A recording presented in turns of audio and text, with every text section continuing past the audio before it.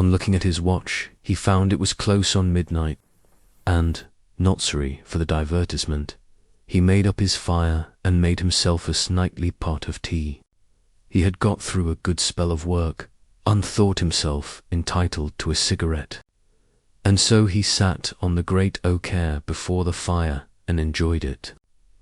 Whilst smoking, he began to think that he would like to know where the rat disappeared to, for he had certain ideas for the morrow, not entirely disconnected with a rat trap.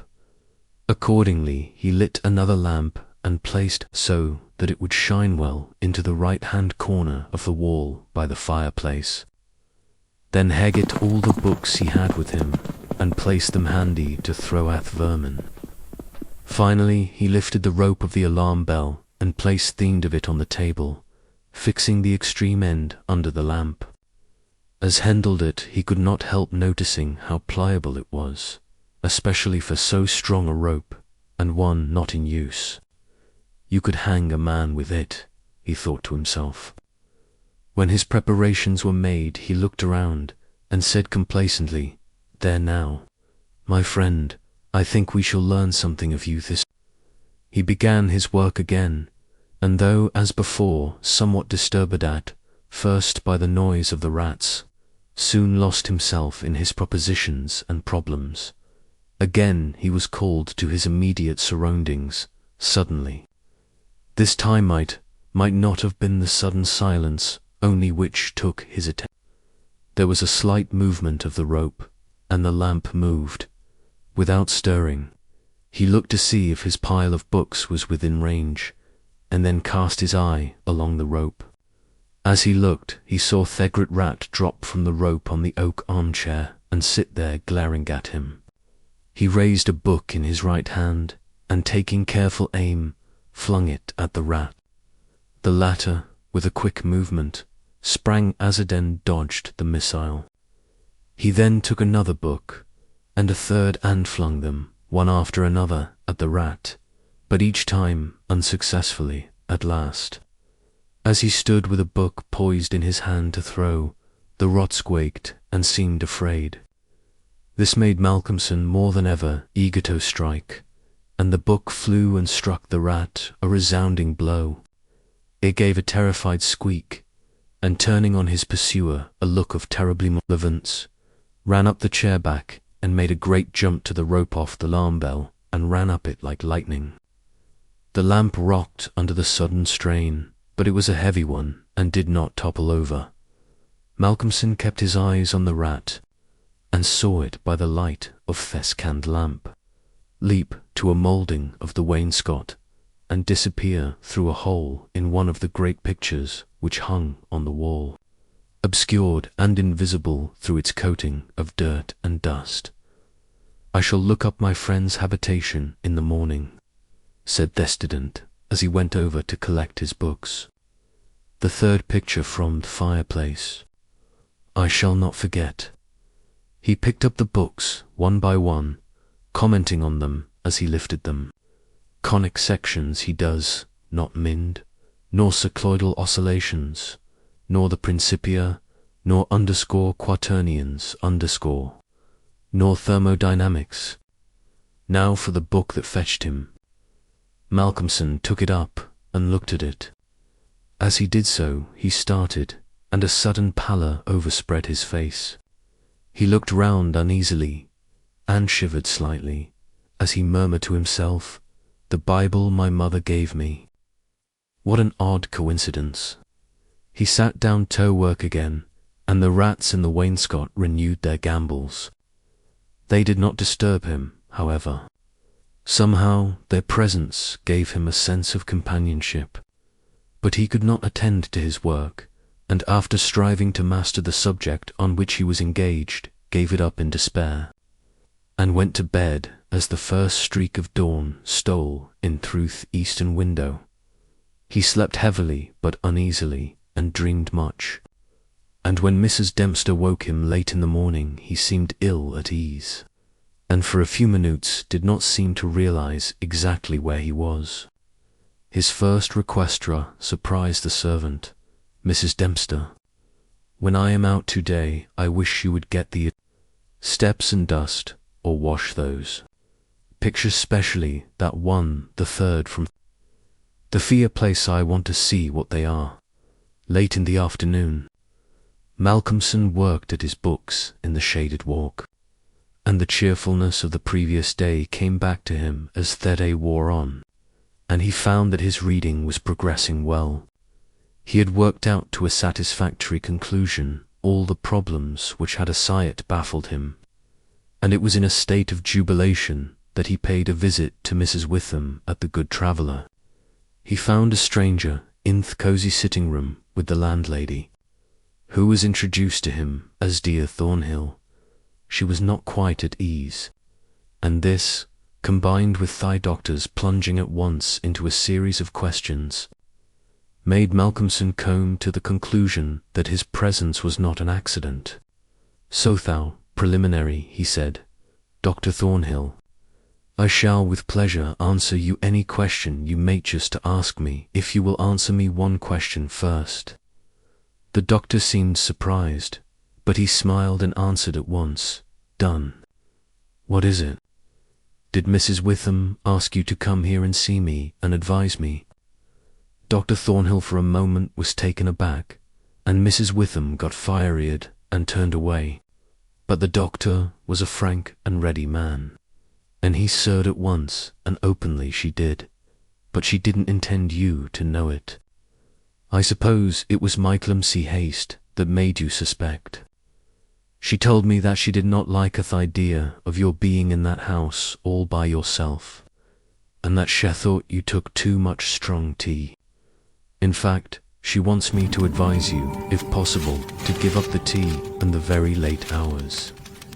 I was a Aiken student in my time, so I suppose I may take the liberty of a college man, and without offence, advise you not quite as a stranger. Malcolmson, with a bright smile, held out his hand. "Shake, as they say in America," he said. "I must thank you for your kindness, and Mrs. Witham too, and your kindness deserves a return on my part. I promise to take no more strong tea at all, till you let me, and I shall go to bed tonight at 1 o'clock at latest. Will that do?" "Capital," said the doctor. "Now tell us all that you noticed in the old house." And so Malcolmson then and there told in minute detail all that had happened in the last 2 nights. He was interrupted every now and then by some exclamation from Mrs. Witham, till finally, when he told of the episode of the Bible, the landlady's pent-up emotions found vent in a shriek, and it was not till a stiff glass of brandy and water had been administered that she grew composed again. Dr. Thornhill listened, with a face of growing gravity, and when the narrative was complete and Mrs. Witham had been restored, he asked, "The rat always went up the rope of the alarm bell?" "Always." "I suppose you know," said the doctor after a pause, "what the rope is know?" "It is," said the doctor slowly, "the very rope which the hangman used for all the victims of the judge's judicial rancour." Here he was interrupted by another scream from Mrs. Witham, and steps had to be taken for her recovery. Malcolmson, having looked at his watch, and found that it was close to his dinner hour, had gone home before her complete recovery. When Mrs. Witham was herself again, she almost assailed the doctor with angry questions as to what he meant by putting such horrible ideas into the poor young man's mind. "He has quite enough there already to upset him," she added. Dr. Thornhill replied, "My dear madam, I had a distinct purpose in it. I wanted to draw his attention to the bell rope and to fix it there. It may be that he isn't a highly overwrought state and has been studying too much, although I am bound to say that he seems as sound and healthy a young man, mentally and bodily, as ever I saw, but then the rats and that suggestion of the devil." The doctor shook his head and went on. "I would have offered to go and stay the first night with him, but that I felt sure it would have been a cause of offence. He may get in the night some strange fright or hallucination. And if he does, I want him to pull that rope. All alone as he is, it will give us warning, and we may reach him in time to be of service.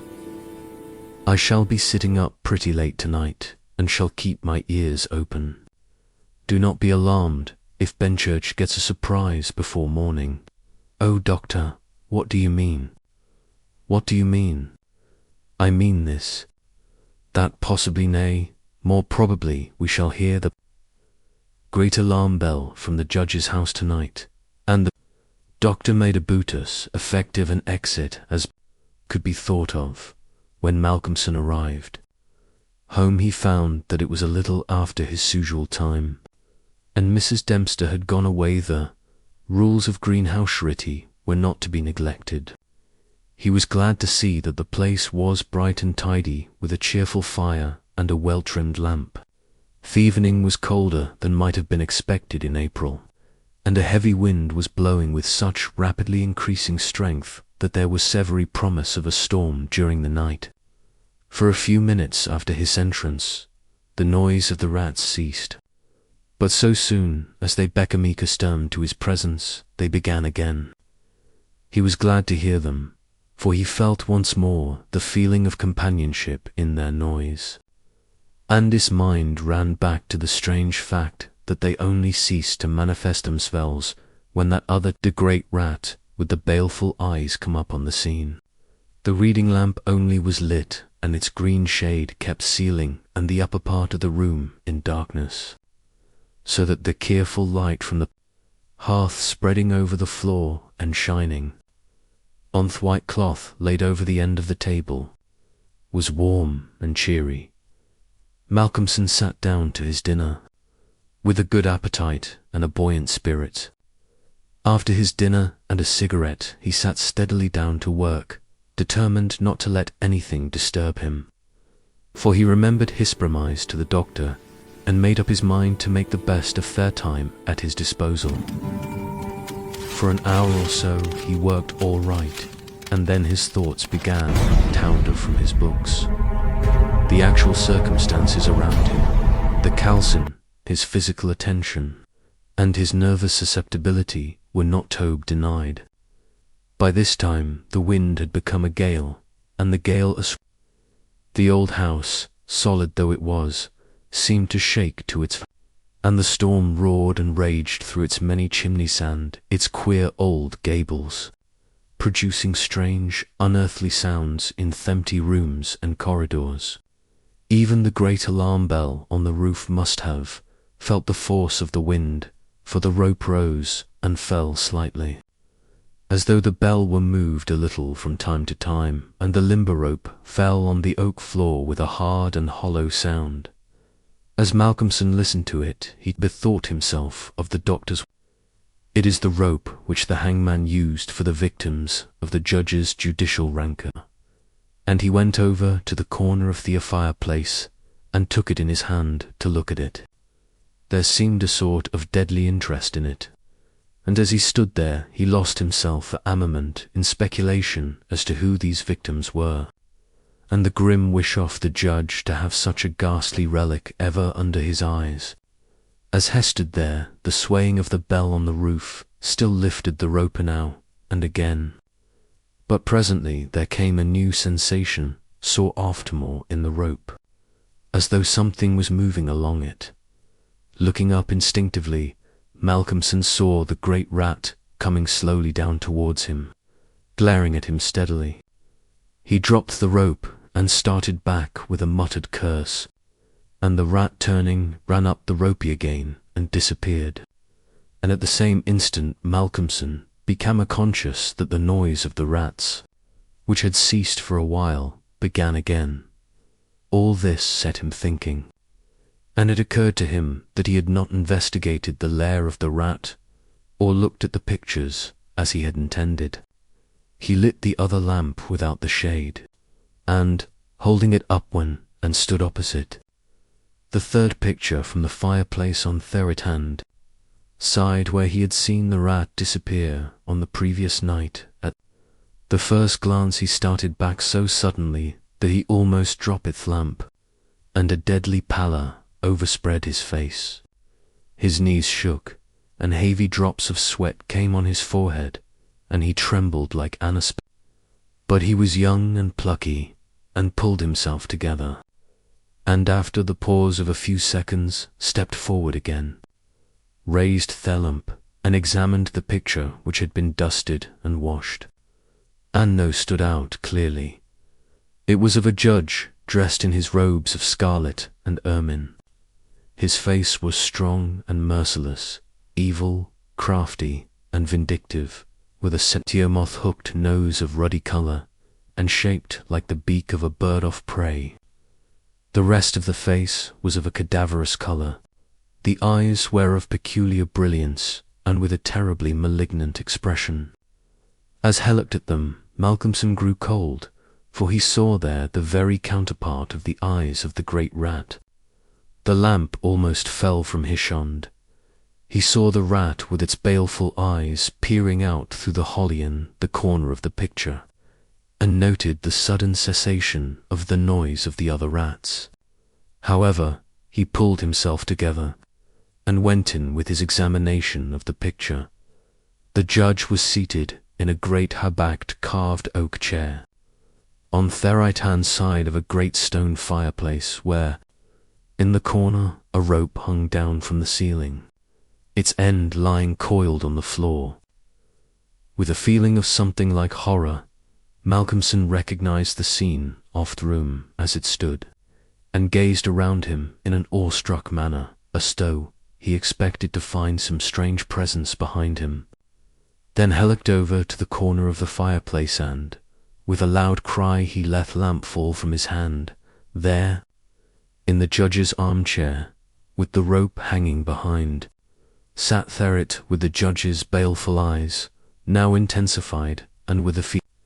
Save for the howling of the storm without, there was silence. The fallen lamp recalled Malcolmson to himself. Fortunately, it was off metal, and so the oil was not spilt. However, the practical need of fattening to it settled at once his nervous apprehensions. When he had turned it out, he wiped his brow and thought for a moment. "This will not do," he said to himself. "If I go on like this, I shall become a crazy fool. This must stop. I promised the doctor I would not take tea. Faith, he was pretty right. My nerves must have been getting into a queer state. Funny I did not notice it. I never felt better in me life. However, it is all right now, and I shall not be such a fool again." Then he mixed himself a good, stiff glass of brandy and water, and resolutely sat down to his work. It was nearly an hour when he looked up from his book, disturbed by the sudden stillness. Without, the wind howled and roared louder than ever, and the rain drove in sheets against the windows, beating like hail on the glass. But within there was no sound whatever save the echo of Thorund as it roared in the great chimney, and now and then a hiss as a few raindrops found their way down the chimney in a lull of the storm. The fire had fallen low and had ceased to flame, though it threw out aired glow. Malcolmson listened attentively, and presently heard a thin, squeaking noise, very faint. It came from the corner of the room where the rope hung down, and he thought it was the creaking of the rope on the floor as the swaying of the bell raised and lowered it. Looking up, however, he saw in the dim light the great rat clinging to the rope and jawing it. The rope was already nearly gnawed through. He could see the lighter colour where the strands were laid bare. As he looked, the job was completed, and the severed end of the rope fell clattering on the oaken floor, whilst for an instant the great rat remained like a noble tassel at the end of the rope, which now began to sway to and fro. Malcolmson felt for a moment another pang of terror as he thought that the possibility of calling the outer world to his assistance was cut off. But an intense anger took its place, and seizing the book he was reading, he hurled it at the rat. The blow was well aimed, but before the missile could reach him, the rat dropped off and struck Thefler with a soft thud. Malcolmson instantly rushed over towards him, but it darted away and disappeared in the darkness of the shadows off the room. Malcolmson felt that his work was over for the night, and determined then and there to vary the monotony of the proceedings by a hunt for the rat, and took off the green shade of the lamp so as to ensure a wider spreading light. As he did so, the gloom of the upper part of the room was relieved, and in the new flood of light, great by comparison with the previous darkness, the pictures on the wall stood out boldly. From where he stood, Malcolmson saw right opposite to him third picture on the wall from the right of the fireplace. He rubbed his eyes in surprise, and then a great fear began to come upon him. In the center of the picture was a great irregular patch of brown canvas, as fresh as when it was stretched on the frame. The background was, as before, with chair and chimney corner and rope, but the figure of the judge had disappeared. Almost in a chill of horror, turned slowly round, and then her began to shake and tremble like a man in a palsy.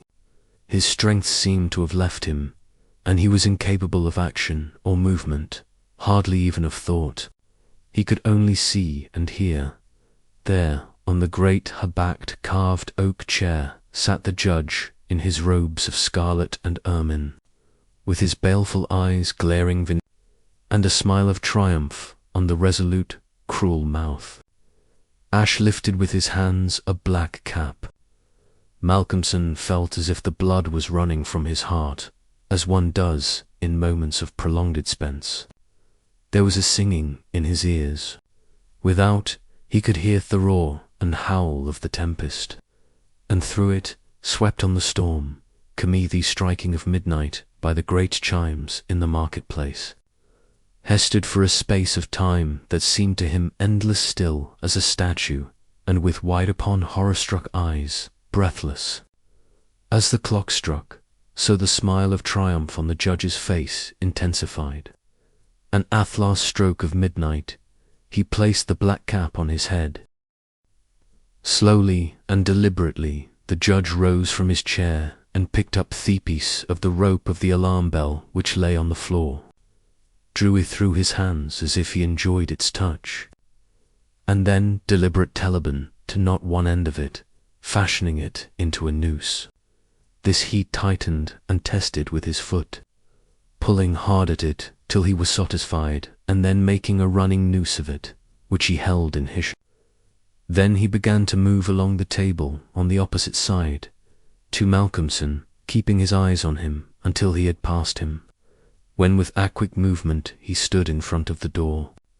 Malcolmson then began to feel that he was trapped, and tried to think of what he should do. There was some fascination in the judge's eyes, which he never took off him, and he had, perforce, to look. He saw the judge approach, still keeping between him and the door, and raise the noose and throw it towards him as if to entangle him. With a great effort he made a quick movement to one side, and saw the rope fall beside him, and heard it strike the oaken floor. Again the judge raised the noose and tried to ensnare him, ever keeping his baleful eyes fixed on him, and each time by a mighty effort the student just managed to evade it. So this went on for many times, the judge seeming never discouraged nor discomposed at failure, but playing as a cat does with a mouse. At last, in despair, which had reached its climax, Malcolmson cast a quick glance round him. The lamp seemed to have blazed up, and there was a fairly good light in the room. At the many rat holes, and in the chinks and crannies of wainscot, he saw the rat's eyes, and this aspect, that was purely physical, gave him a gleam of comfort. He looked around and saw thatch rope of the great alarm bell was laden with rats. Every inch of it was covered with them, and more were pouring through the small circular hole in the ceiling whence it emerged, so that with their weight the bell was beginning to sway. Hark! It had swayed till the clapper had touched the bell. The sound was but a tiny one, but the bell was only beginning to sway, and it would increase at the sound. The judge, who had been keeping his eyes fixed on Malcolmson, looked up, and a scowl of diabolical anger overspread his face. His eyes fairly glowed like hot coals, and he stamped his foot with a sound that seemed to make the house shake. A dreadful peal of thunder broke overhead as he raised the rope again, whilst the rats kept running up and down the rope as though working against time. This time, instead of throwing it, he drew close to his victim and held open the noose as he approached. As he came closer, there seemed something paralyzing in his very presence, and Malcolmson stood rigid as a corpse. He felt the judge's icy fingers touch his throat as Head adjusted the rope. The noose tightened. Then the judge, taking the rigid form of the student in his arms, carried him over and placed him standing in the oak chair and stepping up beside him. Put his hand up and caught the end of the swaying rope of the alarm bell. As he raised his hand, the rats fled, squeaking, and disappeared through the hole in the ceiling. Taking the end of the noose, which was round Malcolmson's neck, he tied it to the hanging bell rope, and then descending, pulled away the chair.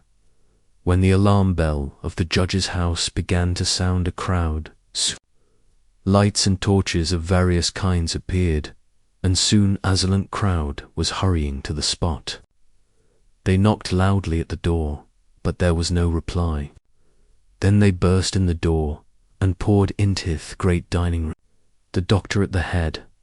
There, at the end of the rope of the great alarm bell, hung the body of the student, and on the face of the judge in the picture was a malignant smile.